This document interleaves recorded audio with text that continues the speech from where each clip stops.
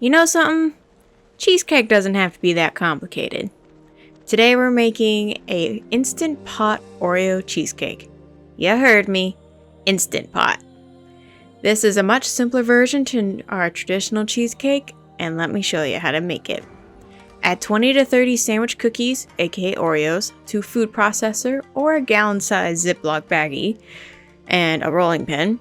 And then you're going to smash with a rolling pin or pulse in a food processor until it resembles fine crumbles, kind of like sand. Then we are going to pour out about 1 cup of those crumbles, and the rest you can reserve for decoration or any other use, like a topping for ice cream. And then we're going to add that 1 cup of cookie crumbles back into the food processor or baggie, add in 2.5 tablespoons of melted butter, and then we are going to combine that. So pulse the food processor a few times until it resembles wet sand. And then it's going to look something kind of like this. You're going to need a special tool this time. We're going to need a 7 to 8 inch spring form pan. This is a special pan that makes it easier to get the cheesecake out once it's done cooking. And you need a small size because it needs to be able to fit in your Instant Pot.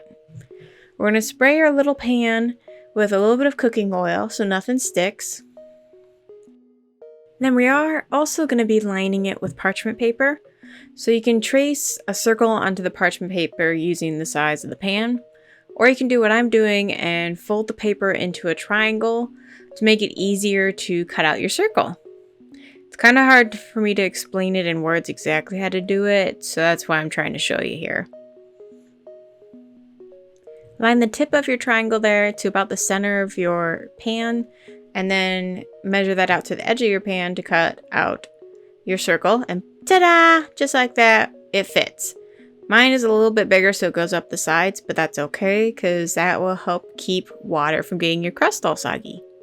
And then you're going to dump your Oreo crumbles into the bottom of your pan. And we're going to firmly pack this into the pan. You can use the spatula, your hand, or even a small cup to firmly press down. Whatever is easiest for you. I also like to press the crumbles up the sides a little bit, about 1 inch or so, just so that the cookie kind of hugs the cheesecake. Then you're chill in the freezer while we make the filling. For your filling, you're going to need 2 blocks or 16 ounces cream cheese, softened, half a cup granulated sugar, 1/4 cup sour cream, 2 whole eggs, 1 teaspoon of vanilla extract, and a tablespoon of flour to help thicken it all together.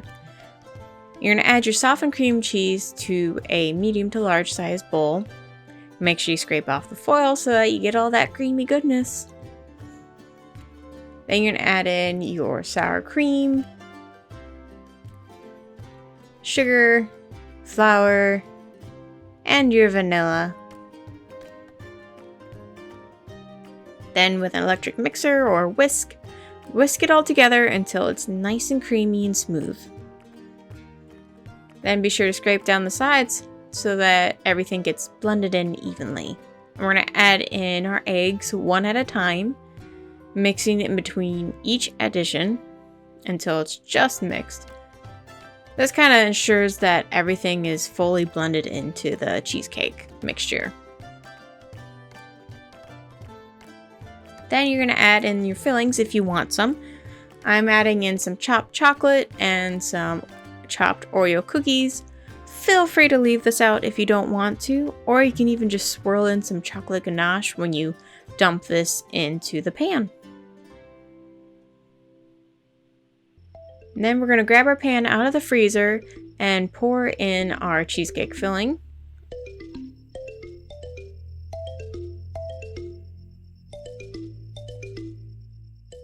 Smooth out the top so it looks nice and pretty. Be sure to spray your tin foil here with a little bit of oil so it doesn't stick. Covering the top with tin foil will keep the water from ruining your cheesecake.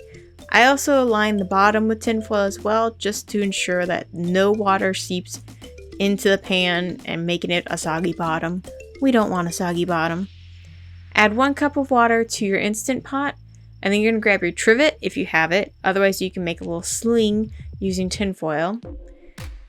And you're going to put the trivet or tin foil underneath your pan and carefully lower it into your Instant Pot. Then from here, you're going to grab your lid. Make sure you use a separate ring mold there for your sweets versus savories so the flavors don't mix. Then set your vent to ceiling so that it traps in your air, and we're going to set it to pressure cook on high for 30 minutes. You can do 35 minutes safely if you're worried about your cheesecake not cooking all the way in the middle. And it'll automatically start counting up your time.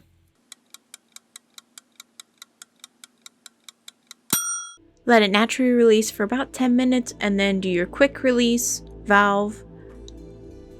And then carefully take the pot lid off, be careful of the steam. And then using some pot holders, lift out your cheesecake and set it onto a cooling rack.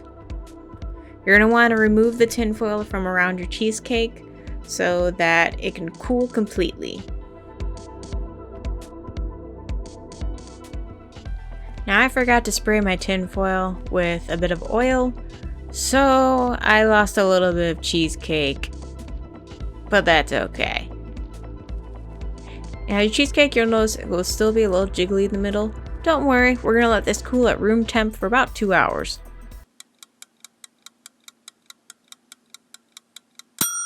After about 2 hours, we're going to make a chocolate ganache by adding a 1/3 cup of chocolate chips and a tablespoon of heavy cream to a microwave-safe bowl and microwave for 30 to 45 seconds until everything is melted, and we're going to stir this until it's well combined.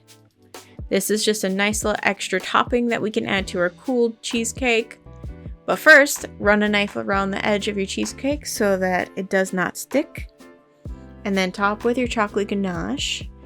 And spread it so it is even and smooth across the top of your cheesecake. You can skip this step if you don't want it. Also, you can add extra Oreo crumbles on top for a little decoration. Be creative and make a little pattern if you want. I just made a little bullseye or circle thingy just because I could. And we're going to cover this with your tin foil again and chill it in the refrigerator for about 2 hours or overnight preferably.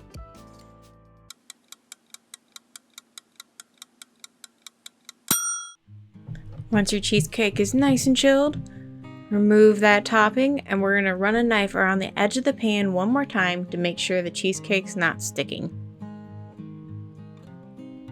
And then you're going to release that little spring form. And you can either push your hand through the bottom or place it on top of like a cup or something just to get that ring off. Look at that! That looks so good. So nice and creamy.